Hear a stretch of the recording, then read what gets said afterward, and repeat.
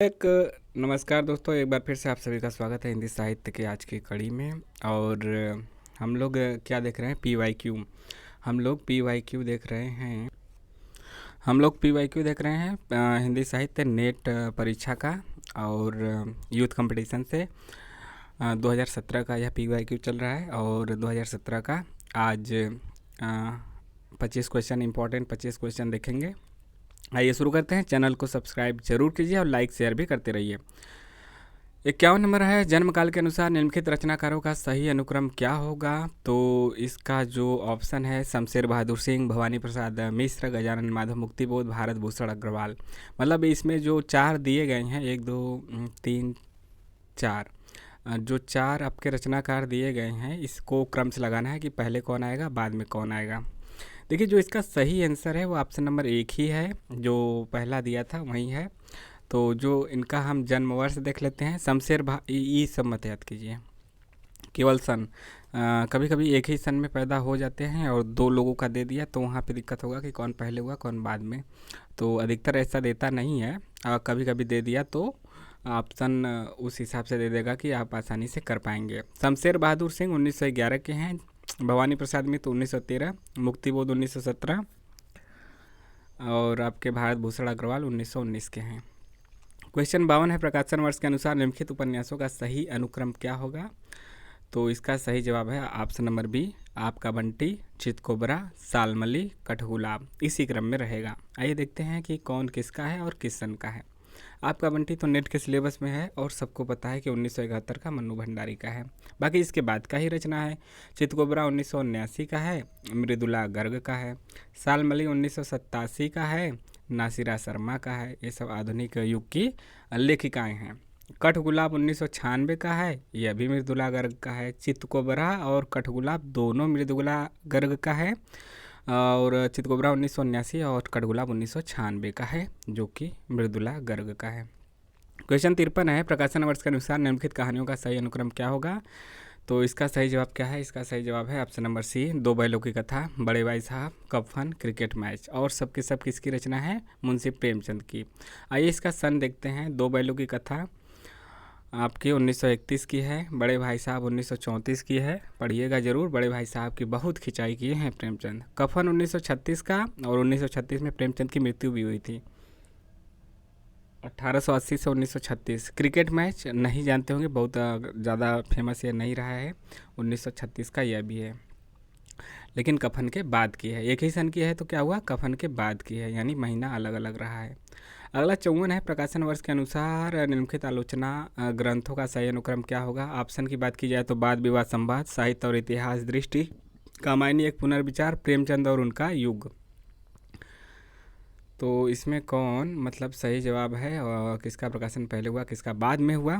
आइए देखते हैं। देखिए, इसका जो सही जवाब है ऑप्शन नंबर सी है। सी पे कौन कौन है? यही है आपका प्रेमचंद और उनका युग, प्रेमचंद और उनका युग, कामायनी एक पुनर्विचार, साहित्य और इतिहास दृष्टि, वाद विवाद संवाद। देखते हैं किसका है और किस सन का है। प्रेमचंद और उनका युग 1952 का है, रामविलास शर्मा का। ये सब मतलब लगातार पूछे जाते रहे हैं, ये सब लगातार पहले से भी पूछे जाते रहे, अब भी पूछे जाते हैं। पूछने का तरीका बदल सकता है, ऑप्शन बदल सकता है, मिलाने के लिए दे सकता है, या इसमें से दे देगा कि कौन कौन सही है, केवल ए केवल बी, तीनों सही, इस प्रकार से दे सकता है। तो यह देता ज़रूर है। तो यह इंपॉर्टेंट क्वेश्चनों की श्रेणी में है, स्टार लगा लीजिए। प्रेमचंद और उनका युग 1952 का, रामविलास शर्मा, कामायनी एक पुनर्विचार 1973 का, मुक्तिबोध का है। साहित्य और इतिहास दृष्टि 1981 का, मैनेजर पांडे का है। वाद विवाद संवाद 1989 का, नामवर सिंह का है, काफ़ी ज़्यादा फेमस रहा है। ये सभी के सभी चारों के चारों, प्रेमचंद और उनका युग, कामायनी एक पुनर्विचार, साहित्य और इतिहास दृष्टि, वाद विवाद संवाद। अगला क्वेश्चन 55 है, प्रकाशन वर्ष के अनुसार निम्नलिखित आत्मकथाओं का सही अनुक्रम क्या होगा? जो इसका सही अनुक्रम की बात की जाए तो ऑप्शन नंबर सी है, कस्तूरी कुंडल बस है, उसके बाद हास्य, उसके बाद एक कहानियाँ भी, और उसके बाद औरत क्या है, थोड़ा सा हो गया, औरत और औरत। ठीक है, अब देखते हैं कि कौन किसका है। यह आधुनिक युग की सभी लेखिकाएं हैं उनका है। कस्तूरी कुंडल बस से पहले आएगा तो 2002 का है, मैत्रेयी पुष्पा का। हादसे 2005 का है, रमणिका ठाकुर गुप्ता या फिर रमणिका गुप्ता कहा जाता है, इनका बचपन का नाम रमना था, रमना। तो यह इनका जो आपहुदरी है वह नेट के सिलेबस में लगा हुआ है। तो नेट के सिलेबस में जो लगा है उसके अलावा भी अन्य रचनाएं जो रचनाकार लगे हैं उनके अन्य विधाओं की रचना और उस विधा की रचना ज़रूर याद रखें। एक कहानी अभी 2008 का मनु भंडारी का है, यह नेट के सिलेबस में तो लगा ही हुआ है, लेखक भी, लेखिका भी और इनकी रचना भी। अन्य गतिविधियाँ यूनिट 10 में। औरत और औरत 2011 का है, कृष्णा अग्निहोत्री का है। क्वेश्चन 56 देखते हैं, पात्रों को उनसे संबंध ग्रंथों से मिलाना है। तो इसका देख लेते हैं आंसर, मतलब कि सीधा मिला के। ठीक है, राघव चेतन जो पात्र है वह पद्मावत का है और इसके लेखक जायसी आप सबको पता है। श्रीधामा सूरसागर का है, सूरसागर सूरदास का है। सबरी रामचरितमानस का है और तुलसीदास का है। चंदा चंदायन का है या मुल्ला दाऊद का है। बस कितना इजी है। अगला मतलब ये वाला क्वेश्चन कितना इजी दिया है, मतलब रचना और रचनाकार तीनों चीज़, पात्र भी। क्वेश्चन नंबर 57 है, निम्नलिखित रचनाओं को उनके रचनाकारों के साथ मिलाना है। रचना है बैराग संदीपनी, विरह मंजरी, इंद्रावती, बीरा सिंह देवचरित। ठीक, देखते हैं इसका आंसर। बैराग संदीपनी तुलसीदास का है, बीरा मंजरी नंददास का है, इंद्रावती नूर मोहम्मद का है, बीर सिंह देवचरित केशवदास का है। बैराग संदीपनी तुलसीदास, बीरा मंजरी नंददास, इंद्रावती नूर मोहम्मद, बीर सिंह देवचरित केशवदास। अगला क्वेश्चन है आपका, निम्नलिखित ग्रंथों को उनके रचनाकारों के साथ मिलाइए। तो मिला देते हैं, मिलाने में क्या दिक्कत है। देखिए, मधुमालती मंझन का है, रस पंचाध्याय, थोड़ा सा कट गया है रस, रस पंचाध्याय नंददास का है, शक्ति प्रताप चतुर्भुज दास का है, प्रेम वाटिका रसखान का है। काफ़ी ज़्यादा फेमस है प्रेम वाटिका, तो सबको पता होगा, कोई भूला नहीं होगा, कितना भी अनाड़ी हो, कितना भी खिलाड़ी हो। क्वेश्चन 59 है, यहाँ पे भी मिलाना है रचना और रचनाकार को। देखिए इसका आंसर तो डी होगा, लेकिन हम मिला देते हैं सीधे। मिलन यामिनी जो है हरिवंश राय बच्चन का है, दिल्ली रामधारी सिंह दिनकर का है, सागर मुद्रा अज्ञे का है, अज्ञे का पूरा नाम तो जानते ही हैं, सच्चिदानंद हीरानंद वासयान अज्ञे। इतने पास अपने शमशेर बहादुर सिंह का है, इन्हें कवियों का कवि भी कहा जाता है। तो मिलन यामिनी हरिवंश राय बच्चन, दिल्ली रामधारी सिंह दिनकर, सागर मुद्रा अज्ञे, इतने पास अपने शमशेर बहादुर सिंह। क्वेश्चन 60, पात्र और उपन्यासों को मिलाना है। और यहाँ पे आप देख सकते हैं परीक्षा गुरु जो उपन्यास है वो आपका नेट के सिलेबस में लगा हुआ उपन्यास है। देखिए, लाला जो मदन मोहन है परीक्षा गुरु के हैं और लाला श्रीनिवास दास का यह उपन्यास है। इसके बाद नाहर सिंह है नूतन ब्रह्मचारी का, यह बालकृष्ण भट्ट के द्वारा लिखा गया है। लाला भगवान दास वामा शिक्षक का पात्र है, वामा शिक्षक मुंशी ईश्वरी प्रसाद का है। वासुदेव शास्त्री जो है भागवती का है, भागवती सद्धाराम फिल्लौरी का है। ये एक्चुअली एक दिया क्या है, उन उपन्यासों को दिया है जो कि विभिन्न विद्वानों, विभिन्न आलोचकों, विभिन्न लेखकों के द्वारा हिंदी साहित्य का पहला उपन्यास माना गया है। अलग अलग लोग अलग अलग को मानते हैं। क्वेश्चन 61 है, नाटक को मिलाना है नाटककारों के साथ। विष्णु प्रभाकर का नाटक युगे युगे क्रांति, जगदीश चंद्र माथुर का दशरथ नंदन, लक्ष्मी नारायण लाल का सूर्यमुख, भीष्म साहनी का रंग दे बसंती। अगला है, आचार्यों को उनके लिखित ग्रंथों के साथ सुमेलित कीजिए। तो देखते हैं, दंडी का काव्यादर्श, उद्भट का काव्यालंकार सार संग्रह, मम्मट काव्य प्रकाश, पंडित राज जगन्नाथ का रस गंगाधर।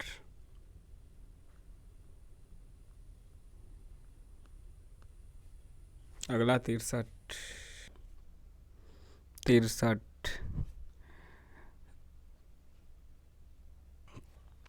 निम्नलिखित सिद्धांतकारों को उनकी कृतियों के साथ सुमेलित कीजिए। Saussure de Ferdinand, George Lukacs, Allen Tate, Howard Fast. तो यहाँ पे कौन किसकी कृति है? Saussure de Ferdinand, course in general linguistic, George Lukacs का studied in European realism, Allen Tate tension in poetry, Howard Fast literature and reality. 64 में इधर काव्य पंक्तियाँ, इधर इसके कवि से मिलाना है। तो यहाँ पे जो है, तू है गगन विस्तीर्ण तो मैं एक तारा क्षुद्र, या गया प्रसाद शुक्ल सनही का, निकल रही है उर से आह, ताक रहे सब तेरी राह। मैथिली शरण गुप्त। जल उठा स्नेह दीपक सा, नवनीत हृदय सा मेरा। अवशेष धूम रेखा से चित्तित कर रहा अंधेरा। जयशंकर प्रसाद का। अरुण अगरों की पल्लव प्रात, मोतियों हिलता हिमहास। सुमित्रा नंदन पंत का। क्वेश्चन 65 है, नाटक है और उनके पात्रों से मिलाना है। चंद्रगुप्त का है, संसार भर की नीति और शिक्षा का अर्थ मैंने यही समझा है कि आत्मसम्मान के लिए मर मिटना ही दिव्य जीवन है। चंद्रगुप्त का है। दंडायन का कथन है, भूमा का सुख और उसकी महत्ता का जिसको आभास मात्र हो जाता है उसको ये नश्वर चमकीले प्रदर्शन नहीं अभिभूत कर सकते।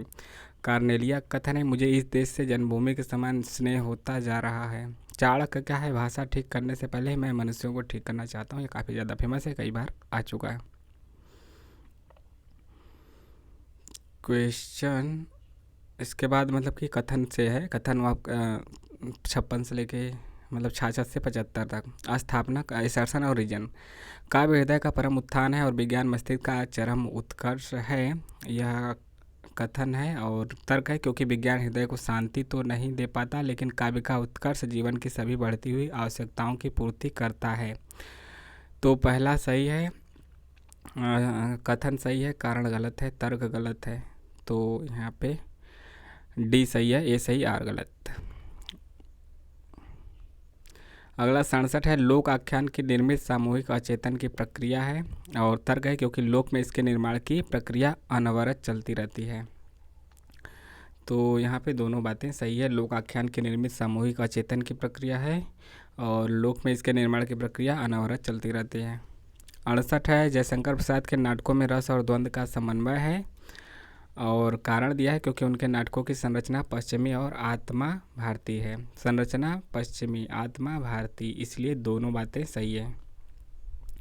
69 है, स्थापना है यानी कि असर्शन, कलाकार सत्य को सुंदर बनाकर शिवत्व की उपलब्धि करता है।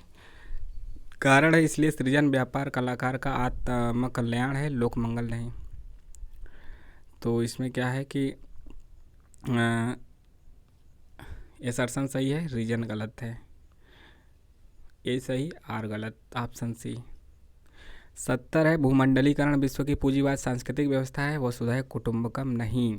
कारण है, क्योंकि पूंजीवाद व्यवस्था ने स्थानीय संस्कृति को संपूर्णतः नष्ट कर दिया है और अब पूरा विश्व ही एक परिवार है। यह तो सही है, असर्शन सही है, भूमंडलीकरण विश्व की पूंजीवाद सांस्कृतिक व्यवस्था है, वसुधैव कुटुंबकम नहीं। कारण गलत है, कारण गलत है, इसलिए बी। ए सही है, बी गलत है, ऑप्शन नंबर बी। 71, पश्चिम के नए ज्ञानोदय ने बहुस्तरीय वर्चस्ववाद का निषेध किया और इसका कारण यह क्या है, तर्क। इसी कारण साहित्यिक चेतना में न केवल विखंडन समाप्त हुआ बल्कि एकात्मता को बढ़ावा मिला। तो यहाँ पे दोनों बातें गलत कही जा रही है। 72 है, सांस्कृतिक एकरूपता साहित्य के लोकतंत्र में अनिवार्य है। तर्क है, क्योंकि बहुलतावाद साहित्यिक संवेदना को खंडित करता है। तो यहाँ पे भी दोनों बातें गलत हैं। इसके बाद 73, हिंदी अभिव्यक्ति की एक संपूर्ण और सशक्त सर्वसमावेशी बहुलतावादी सांस्कृतिक इकाई है। कारण है, क्योंकि भारत के एक बड़े भूभाग की बोलियों का समूह इसकी शक्ति को बढ़ाता है। यह भी सही, यह भी सही, स्थापना भी सही, तर्क भी सही, इसलिए दोनों सही है। तो ऑप्शन नंबर डी। 74, जैसे वीर कर्म से पृथक वीरता कोई पदार्थ नहीं, वैसे ही सुंदर वस्तु से पृथक सौंदर्य कोई पदार्थ नहीं, यह तो सही है। और स्थापना सही है।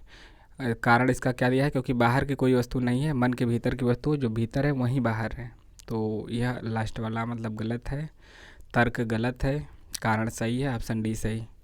75, मनुष्य की श्रेष्ठ साधनाएं संस्कृति है और कारण दिया है, क्योंकि इन्हीं साधनाओं के माध्यम से मनुष्य अवरोधी सत्य तक पहुंच सका है। संस्कृति इस अविरोधी सत्य का पर्याय है। तो यह भी सही है, स्थापना भी सही है, कारण भी सही है। तो यहाँ पे 25 क्वेश्चन हो चुके हैं। 25 क्वेश्चन समाप्त।